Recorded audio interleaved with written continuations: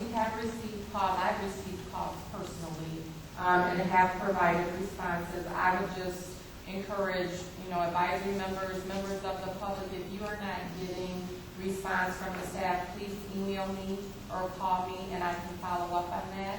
I may not be able to get to it that day or the next day, but I usually try to get to it in a timely manner, or to make sure that staff will follow up on the request as well. And I can give my email address or telephone number if that will help. Okay, my direct telephone number is area code 517-241-3810. And my email address is vinsonl@michigan.gov.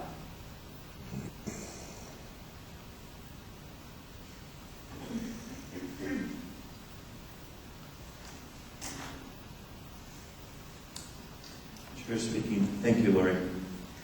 Frida? Frida speaking.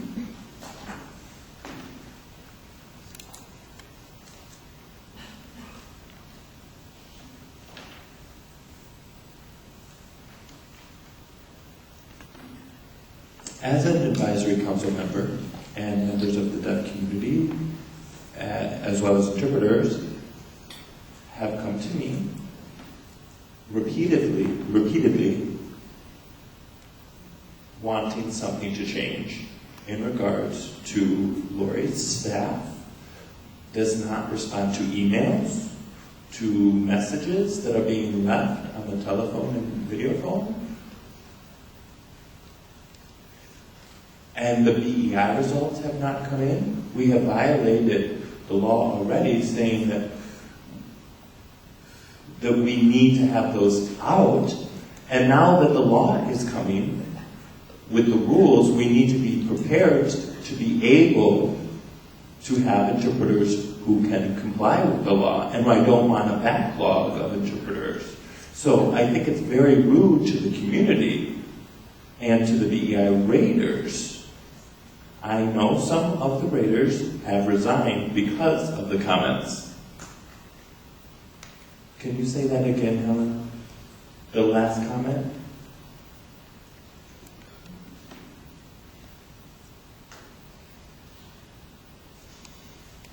Some BEI raters have been talking and have gotten to me anonymously, and they said that your staff were rude to them in trying to get them to do things, and they had paperwork stating that they wanted to follow specific ways.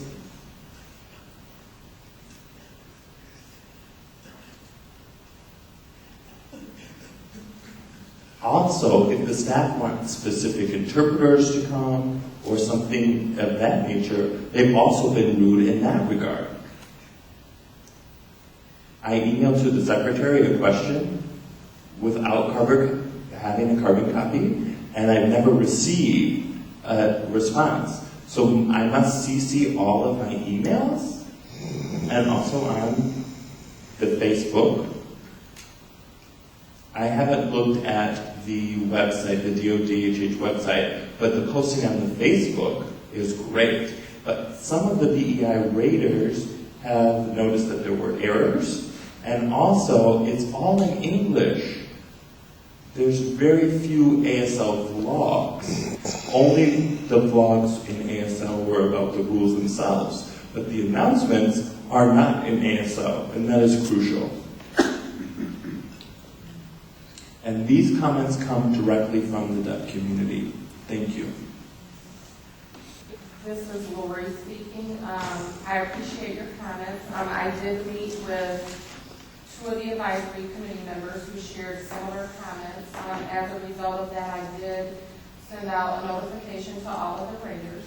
And I also addressed other concerns internally. With the notice to the raters as well as to our staff, and in conjunction with discussions with Texas, I did send out clarification regarding the DEI rater responsibilities as well as staff responsibilities. Since that time, I have not heard any new concerns. We have not convened a new rating session either, so, but if you have concerns with staff, all I can say is please make me aware of them. If I'm not aware of them, I cannot address them. With regard to the videos on our website, we did not previously have the equipment to do that. We did the videos that are up there with personal equipment, and we could not do that, but I am happy to say that I just learned today we ordered a Mac computer. So in the future, we anticipate having more videos out there.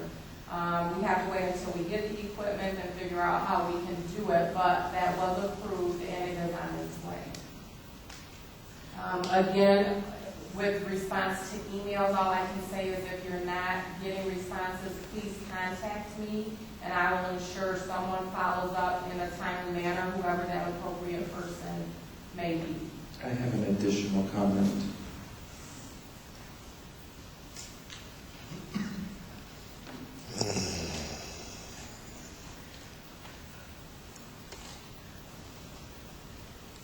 Now I have to say, I'm not sure that you'll be able to recruit many raters. People are waiting for DODHH to, frankly, be cleaned up first before raters want to be involved. They've seen the inaction or the errors in their eyes from DODHH, and so Lori, why don't you, before you post your things on the website, why don't you ask the advisory council or people on the rules and regs? And I think the DODHH would look a lot better than having to post things in error and then having to take them down. It looks like the division rather, is unaware of the needs of the community.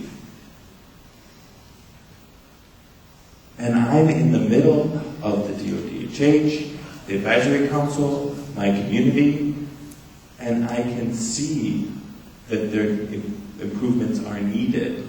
And I understand that some on the committee and some people who were involved with the Deaf Persons Interpreter Act could help and advise you. But we've heard from the department, thanks, but no thanks. We can run it ourselves, and I believe that's a huge mistake. This is Matt speaking. If I could just make a couple comments, and then I'm going to turn it back to Lori. Just a couple things real quick. The ASL videos, that is something that should be very simple. The state has a contract with a different vendor. You would be embarrassed by the number of hoops that we had to jump through to get the approval to buy a Mac, which is the computer that you need to do this type of work. This is something we've been trying to do for quite some time, and we just now got the approval to do it. I want to go out and just buy it. But I was strictly prohibited from doing that. So while it may appear that we're not sensitive to the issues, we are. But there just are some state restrictions. With respect to the really what amounts to communication, in my opinion, freedom, I'd like to have a conversation with a few folks from the advisory committee. My impression, we're not communicating very well. I'm not sure why that is. There's issues about the timeliness for meetings and getting stuff out. I know that's important. Communication is very important to me, and I'm not sure where the breakdown is, but we need to have more conversations. And that was another thing that you brought up that I wanted to address. But I think with respect to just having more communication between the advisory board, Lori, myself, whoever, we can clear up a lot of this. And I do want to clear up that I sent out an email to clarify your last comment, Frida, about thanks but no thanks. I made a comment at a rules reconvening, and my comment was, okay, the rules are passed, we've got this now. Now that was interpreted, as it was related to me, that the thanks but no thanks comment. That's not what I meant. What I meant was, and what I'll clarify, is every time an issue of definition comes up, I can't convene the rules committee to come back in and say, okay, here's what does this mean? What did you guys mean? I clearly, speaking for myself, clearly cannot continue to operate without the mentorship, I'll call it, of the rules committee, people on the advisory committee, or other members of the community. There's a lot of things that I don't know. So I actually asked a question because after that meeting, my phone stopped ringing. There's a couple people that I still talk to, and I asked the question. I said, what happened? And it was explained to me. So it was a mistake that I made. I don't like to say this every time I get up to speak, but in my community, the Native American community, you always start out with an apology before you start speaking because you know something you say is going to offend somebody, but that's not the intent. Well, clearly my comments offended probably everybody in that room. That was not my intent. My intent was the department has a responsibility. We're going to accept that responsibility. We're going to be accountable. But we still need the mentorship of the community. We'll always need that. So I'm going to give this back to Lori and let her address some of those things. Well, the other thing, too, for those that are raters, I sent out a letter encouraging them to stick around, met with some. There are things that are not going well. They're not going well intentionally. They're not going well because we can't do them better. Again, it boils down to the restrictions. And I'm not into excuses. Please don't take any of this as an excuse. There are parameters that we have to work within. We will do that. Once certain things get cleared up, we'll be able to move much quicker. We will move much quicker. I've heard every comment that you all make. I'm not ignoring them. There's just only certain things I can do. There is a respect issue. There is a confidentiality issue. There's a process issue. There's a due process issue. There's a number of issues that we have to follow. Once those gets cleared up, we will move.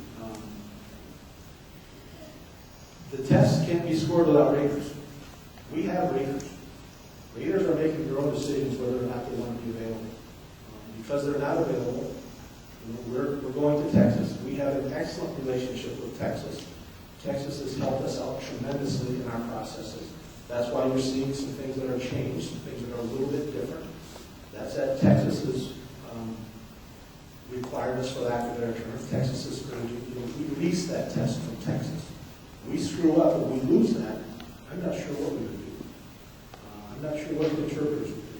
I don't know what testing we would do if we lost the ability to use that test from Texas. So I would continue to encourage raters to rate, to help us out. The community needs that. The interpreters need that. I know things aren't the greatest. I can only tell you I'm committed to fixing those things, but I need to know them. And I appreciate people wanting to be anonymous. That makes it a little bit more difficult, though. We're not going to put you on a front street if you call me or you call Lori and say, hey, I did not get an email back or a response back from anyone. But when you get into this arena, hearsay doesn't work. You need people. You need people to stand up and say, this is what I did, and this is what I didn't get, and this is not right, and you need to do something. If I have that, then it's a little bit different. But I can't really deal with, well, I heard from so-and-so who doesn't want to be named that, this is what they did. That doesn't help me at all. That's an unfortunate incident. And I'll tell you right up front, I'm not going to go after one of my people based on hearsay. Can't do that. But if somebody wants to stand up, it's a whole different story. So, again, thank you.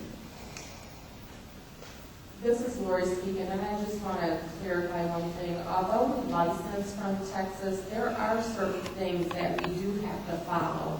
However, we have some flexibility as well, which is why we are revising the rate of recruitment. And I just encourage anyone from the advisory council, like I said, I just had a conversation with Helen, and I'm open to hearing recommendations in that. But at the end of the day, sometimes there are going to be decisions that we have to make that may go against what the recommendations are. But we're here to serve the community. We're here to ensure we're following protocol as well as following state of Michigan guidelines, policies, procedures. And all I can say is, we're doing the best that we can. Some mistakes may be made, but we're willing to correct those mistakes when they're brought to our attention.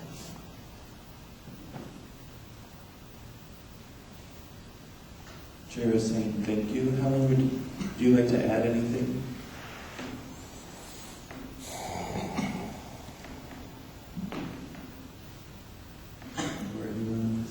This is Helen speaking. I understand licensing with Texas. What worries me is that people that have no historical knowledge are making decisions about postings. And I would just like to reiterate what Frida said. This is not the time for the department to look bad. And I share the same feeling as Frida. I feel stuck in the middle because I am an advisory board member and I feel like I need to tell you what I'm hearing and what I'm seeing that's wrong, and it's not personal, and I know that sometimes people make it personal, and I don't feel that way, but at the same time, I represent the DODHH to the community, and it's embarrassing for me when things get posted that are clearly, in my opinion, inaccurate.